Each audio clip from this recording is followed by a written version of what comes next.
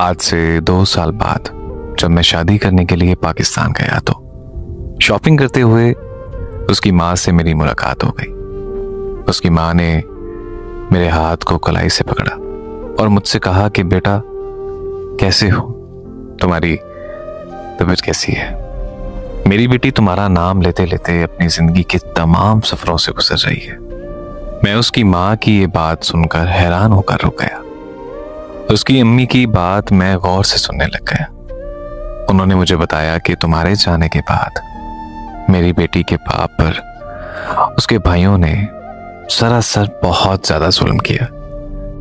उसके बाप ने उससे मोबाइल ले लिया ताकि उसका राब्ता तुमसे खत्म हो जाए, और उसके बाद उसके बाप ने, उसके भाइयों ने उस पर बहुत ज्यादा जुल्म किया, तरह तरह का जुल्म किया। जुल्म करने के बाद उसे घर में एक छोटे से कमरे में कैद कर दिया। जो मेरे खाविंद हैं उन्होंने मेरी बेटी को खुदकुशी की धमकी दे दी। उसके बाप की ये बात करने की देर थी, उसके पैरों तले से जमीन निकल गई। वो अपने बाप की मौत का सदमा कभी भी बर्दाश्त नहीं कर सकती थी, इसलिए उसने अपने बाप के कहने पर वो शादी के लिए आमादा हो गई और उसकी शादी एक शख्स से करवा दी। वो लड़का उसके साथ बिल्कुल भी सही नहीं रहता था, उस पर जुल्म करता था, मार पीट करता था। ये सब सहते सहते उसने भाई के जुल्म भी बर्दाश्त किए, बाप के जुल्म भी बर्दाश्त किए, और इन सब के बाद उसने अपने खामन के भी जुल्म बर्दाश्त किए। मेरी बेटी एक जिंदा लाश बनकर रह गई थी, लेकिन इन सब के बावजूद भी उसने बहुत सब्र से काम लिया। वो अपनी जिंदगी गुजारने लगी। ना वो हंसती थी, ना वो बोलती थी, ना कुछ खाती थी, ना पीती थी। अपनी जिंदगी के बस रोजमर्रा के दिन गुजारने लगी। कुछ वक्त गुजरा, वो अपनी जिंदगी में तमाम मामूल के कामों को भी पागलपन में गुजारने लगी। उसकी ये सब हरकतें देखकर उसके खामन ने उसे तलाक दे दी और बिल आखिर हमारी बेटी हमारे घर वापस आ गई। वापस आने के बाद जब हमने देखा कि उसकी हरकतें बढ़ती गईं और हमने उसका इलाज करवाया, बहुत ज्यादा इलाज करवाने के बाद भी उसकी सेहत पर कोई भी असर नहीं पड़ा।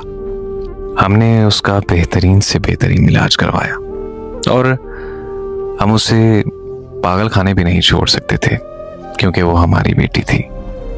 वो अपने दिल से भी ज्यादा, अपनी जान से भी ज्यादा अजीज थी।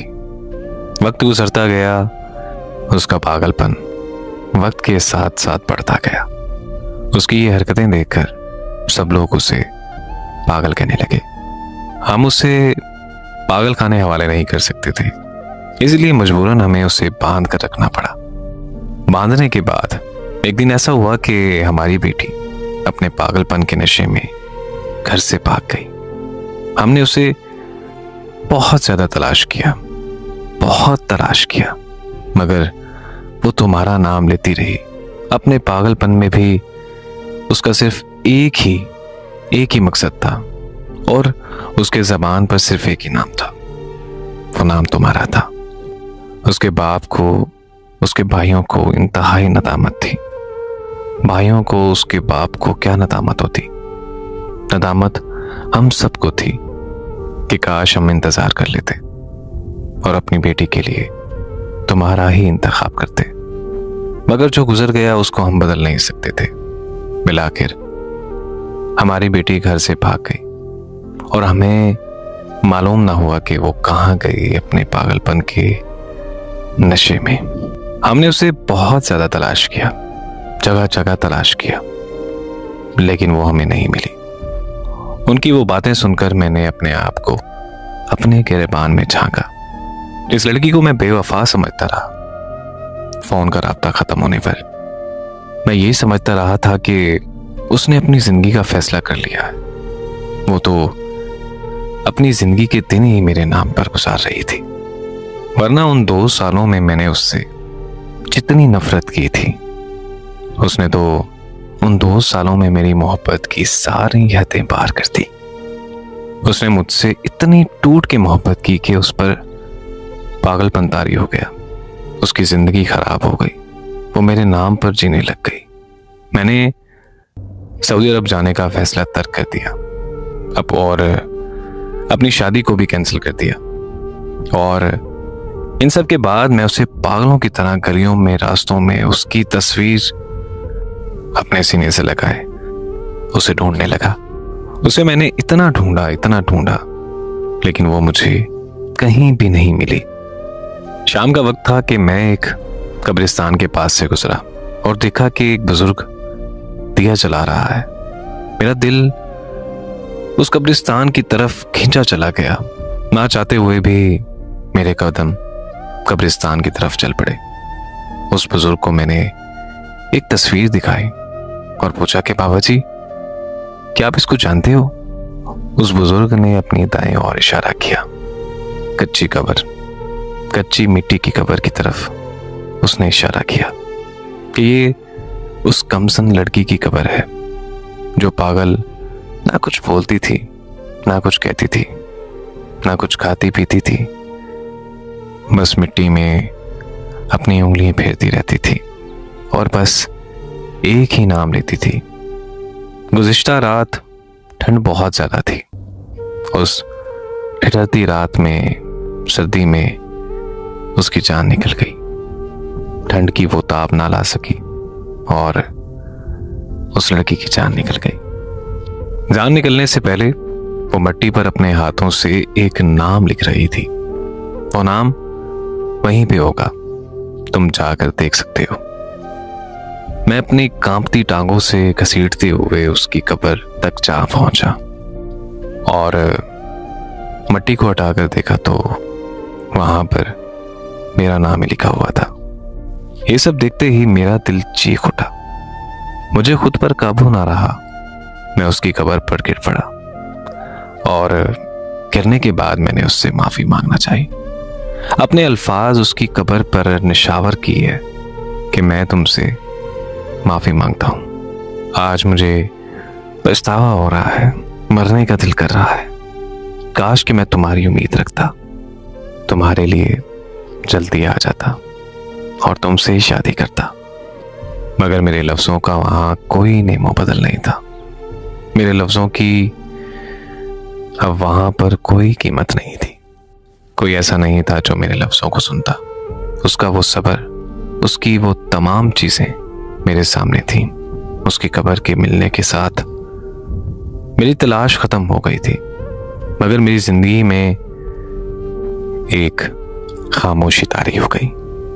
मेरी जिंदगी का वो दर्द जो मैंने 2 साल बर्दाश्त किया, उसकी बेवफाई को सोचकर वो दर्द था, वो तकलीफ थी, वो मेरी सजा। मगर आज उसकी कब्र पर लिपट कर रोने से ये महसूस हो रहा है कि मुझे जो वो दर्द था वो तो सिर्फ महज एक ख्वाब था। तकलीफ का वक्त तो आज से शुरू हो रहा है। उसका नाम लेकर मैं घूमने लग गया। उसका नाम लिया और मैं अपनी अफसुर्दा आंखों से अपने आप को पागलों की तरह नोचने लगा। अपने आप को मुजरिम ठहराने लग गया और जिंदगी की भाग दौड़ में पागलपन साबित हो गया। सारी जिंदगी गुजर गई। मैंने फिर शादी न की।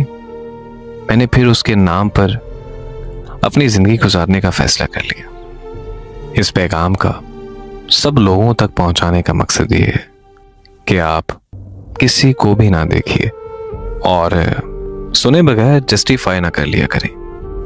ना आप किसी अदालत के जज हैं और ना ही आपके पास फैसला देने और करने का कोई खुदा है। आप इंसान हैं और हमें एक इंसान ही रहना चाहिए। इंसान होने के नाते हमें कुछ सुनना, समझना और उसको फर्क को परखना चाहिए, ना कि अपने पास से कुछ फैसले करके किसी को गलत से गलत इंसान कहला देना चाहिए। मेरी आप सब लोगों से गुजारिश है कि किसी भी इंसान को हकीकत जाने बगैर उसे जज ना किया करें। ये कहानी एक ऐसे इंसान की थी जो आज भी दर बदर भटक रहा है। पाकिस्तान में है, किसी दौर में सऊदी अरब में था। इस कहानी से हमें ये सबक मिलता है कि हमें अपने तमाम फैसलों को परख के करना चाहिए। अपने बच्चों पर जुल्म ज्यादती नहीं करनी चाहिए। वो जहां शादी करना चाहें उनको वहीं करने देने चाहिए ताकि अपनी जिंदगी में वो खुश और खुर्रम जिंदगी गुजार सके। अगर इस शादी से उनको नुकसान भी मिलेगा ना, फिर भी वो फायदा है, तो वो उससे सबक हासिल करेंगे। ऐसा कभी भी नहीं होगा कि वो पागलपन का मुजाहरा करके अपनी जिंदगी को तबाह कर लें। अपना ख्याल रखिएगा, अपने जानने वालों का ख्याल रखिएगा। किसी को अंदाजों में जजमेंट ना कीजिए। अगर किसी को आपको आजमाना है, तजर्बा करना है, तो उससे बात कीजिए, उसे जानिए और उसे परखिए। फी अमानिल्लाह।